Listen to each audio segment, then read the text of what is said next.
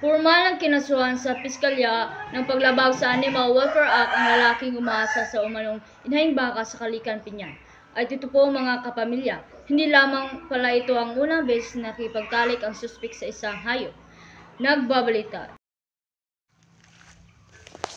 Mainit pa rin pinag-usapan dito sa barangay Kalikan, Pinyan ang sinapit ng inahing bakang ito.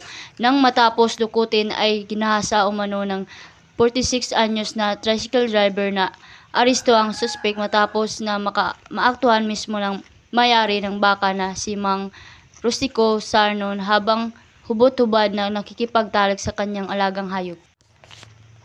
Humingi ng tulong noon si Mang Rustico sa dalawa niyang pamangkin at naaktuhan din nilang ginawa ng suspek sa baka habang nakatali ang ulo nito sa puno ng saging.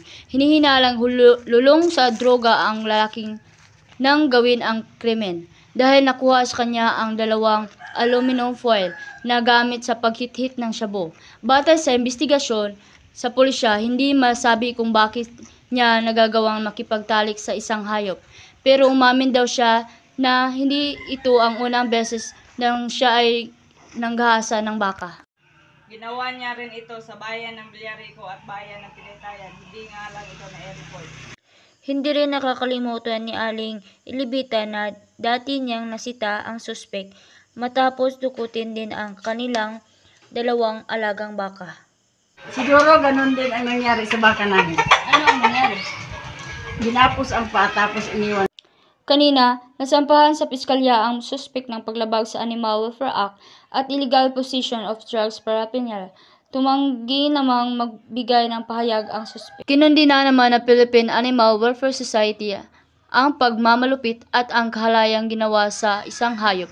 Handa naman silang tumulong kay Mang Rustico para hindi mabaliwala ang paghihingi ng hustisya para sa kanyang alagang. Dahil sila man ay hayop, sa ilalim ng batas sila ay may karapatan. Ayon naman sa isang psychologist, May sakit na bestiality ang suspect. Ang bestiality, yung nagkakaroon sila ng sexual activity. Already with the animal, he finds fulfillment sa kanya, act na nakikipag-sex or contact sa animal. hindi daw dapat mas mahusgahan ang may ganitong mental condition. Hindi lahat ng ganong tao ay masama. Hindi natin alam ang nararamdaman nila. Mas maganda, nagsama-sama tayo. Pag-usapan natin ang batas, animal rights, health practitioners. Pag-usapan natin kung paano natin matutulungan instead na husgahan natin sila. Mas nakakatulong din daw ang mga taong may bestiality na sumilalim sa gamutan at therapy. Erich Akol, Nagbabalita.